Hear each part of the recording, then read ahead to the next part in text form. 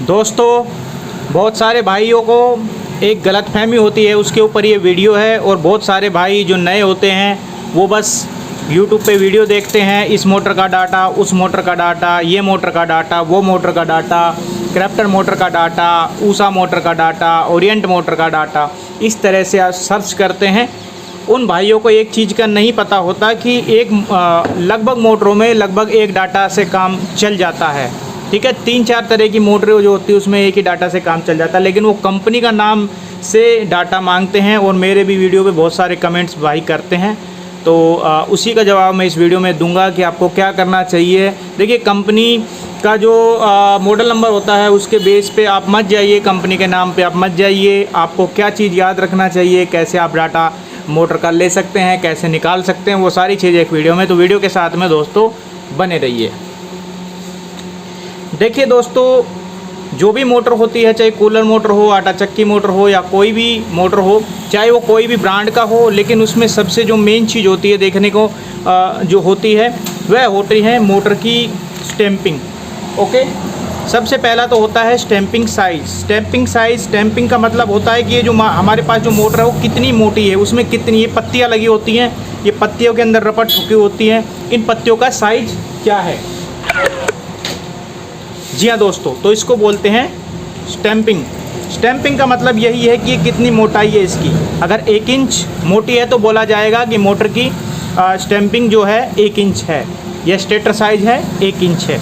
ऐसे ही मोटर की स्टैंपिंग के साथ दूसरी चीज़ जो होती है वो होता है डायर। डायर 2 होते हैं, एक बाहर का एक अंदर का। जो अंदर का होता है इसको इनर डायर बोलते हैं, जो बाहर का होता है उसको आउटर डायर। मैं दोबारा समझा देता हूँ। यहाँ से अंदर तक की जो ये लंबाई होती है, यहाँ से यहाँ तक नाप लो, यहाँ से यहाँ तक नाप लो, इसको इनर डायर बोलते हैं। ठीक है, ये इनर डायर होता है। ठीक है, और जो बाहर से बाहर तक की जो होती है उसको आउटर डायर होता है। तो इनर डायर कैसे नापते हैं, ऐसे नापते हैं, यहाँ पे टच करें, इस साइड से इधर ऐसे नापते हैं, तो यहाँ से यहाँ तक आप टच करें तो 2.5 इंच यहाँ पे आ रहा है, 2.5 इंच इसका इनर डायर बोला जाता है।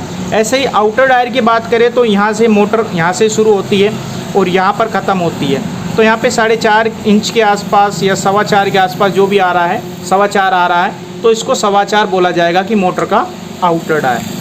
तो जो भी मोटर होती है आप कंपनी के नाम पे मत जाइए। मान लीजिए आपके पास एक कूलर मोटर है जिसका आपने डाटा लिख रखा है, जैसे कि ये मोटर मैंने बताई, इसका जो स्टैंपिंग साइज होता है या स्टेटर साइज होता है, ओके, ये 1 इंच होता है, 1 इंच, ओके, तो 1 इंच है। ठीक है, ऐसे ही दोस्तों क्या बोलते हैं इसका, जो मैंने बताया था कि अंदर का जो डायर है देख सकते हैं लगभग 2.5 इंच है, तो इसको आप सेंटीमीटर में भी लिख सकते हो। परफेक्ट लिखिएगा, पॉइंट का ध्यान रखिएगा। तो उदाहरण के तौर पे ये हमारे पास 2.5 इंच है, ये सेंटीमीटर में भी लिख सकते हैं, तो इनर डायर लिख सकते हैं, इनर। ठीक है, इनर डायर इसको बोलेंगे। ये मान लीजिए हमारा 2.5 इंच है, 2.5 इंच हो गया। अब हमारा जो आउटर डायर है, आउटर डायर हमने जो अभी आपके सामने जो चेक किया था, यहाँ से यहाँ तक ये 4.25 है, तो 4.15 इंच।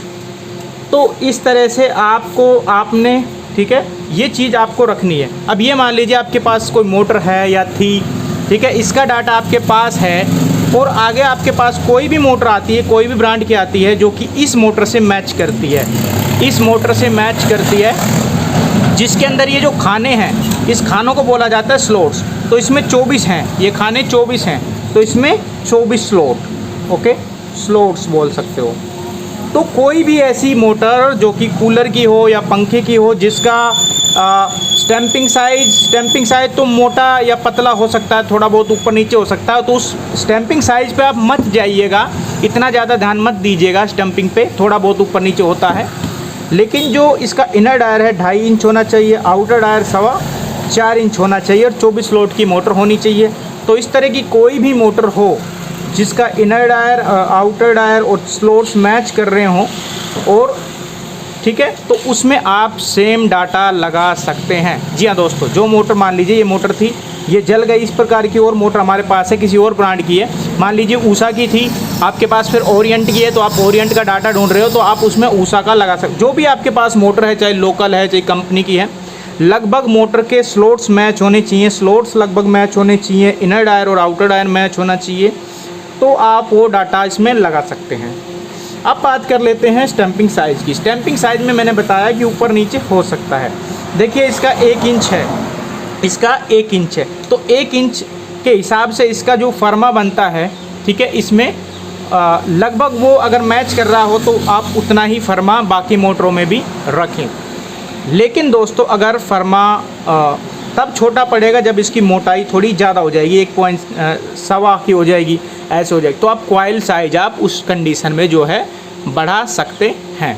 जी हाँ दोस्तों, तो आपको ये चीज़ आपको लिख के रखनी चाहिए कि भाई 1 इंच की मोटर है जिसका इनर डायर आउटर डायर है, तो इसमें इतना फर्मा रहता है, इतने इंच का रहता है, और इसमें अगर कोई बदलाव नहीं होता, सिर्फ डायर का ये क्या बोलते हैं स्टैंपिंग साइज़ का ही बदलाव होता है। मोटर सभी बाकी कंपनी के, मान लीजिए आपके पास कोई मोटर आ जाती है, ठीक है, और कंपनी की आ जाती है, जैसे इस प्रकार की मोटर आ जाती है। अब देखिए ये कितनी पतली है, बाकी सब कुछ इसका सेम है, अंदर का डायर भी सेम है, बाहर का भी सेम है, आप देखेंगे बिल्कुल सेम है।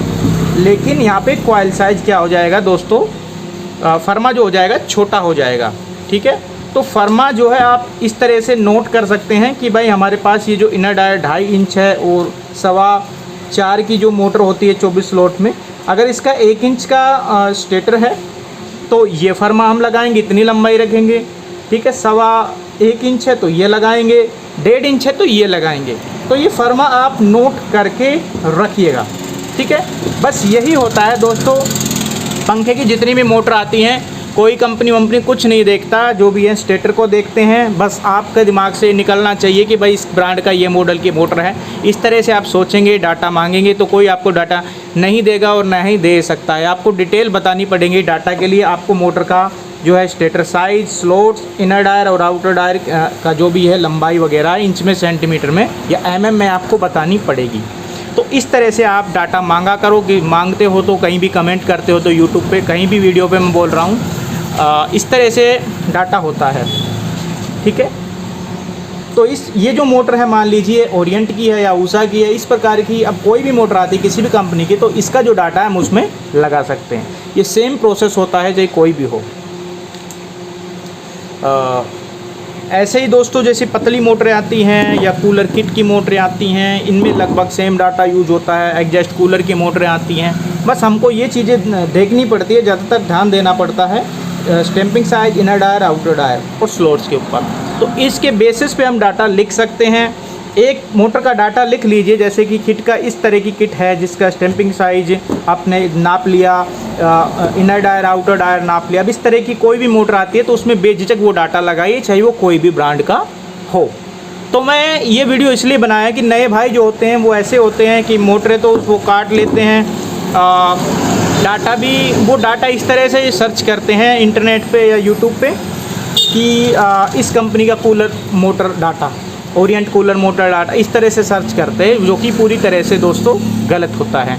आपको स्टैंपिंग साइज़ के बेसिस पे, इनर डायर आउटर डायर के बेसिस पे, स्लॉट्स के बेसिस पे आपको डाटा सर्च करना चाहिए या ढूंढना चाहिए। और ठीक है, इस तरह की जो भी मोटर आती है उसका आप डाटा एक बार निकाल लें, तार जो है उसको काट लें, मोटर को काटने के बाद उसके वायर गिन लें, उसका गेज गिन लें। तो गेज जो होता है मैं आप लोगों को अभी दिखा देता हूँ, गेज मीटर। तो दोस्तों ये होता है गेज मीटर। इसके अंदर वायर, आप सभी तरह के वायर चेक कर सकते हैं। 31 नंबर तक यहाँ पे वायर आप चेक कर सकते हैं। 1 नंबर से ले 31 से लेके आप 32 तक का यहाँ पे वायर जो है चेक कर सकते हैं। तो सभी तरह के वायर यहाँ पे चेक कर सकते हैं। mm आप चेक कर सकते हैं। तो इससे आप, ये गेज चेकर है, मैं वीडियो में लिंक लगा दूंगा, वीडियो के बाहर इसको लगा दूंगा। इसको आप ख़रीदना चाहें तो फ्लिपकार्ट से बाय कर सकते हैं। लगभग 200 रुपये का होता है, 150 से 200 रुपये का पड़ता है। ख़रीद सकते हैं ऑनलाइन फ्लिपकार्ट से। तो ये आपके बहुत काम आएगा, हर भाई के बहुत काम आएगा, ठीक है। तो ये कई प्रकार का होता है, मैं कई सारे जोड़ दूँगा तो आप इसको देख सकते हैं।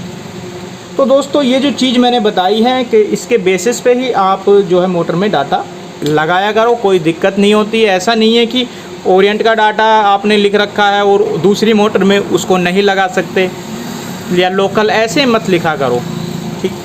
तो बस आपको यही चीज़ याद नोट करने जो लायक है, इसी पे ध्यान दिया करो।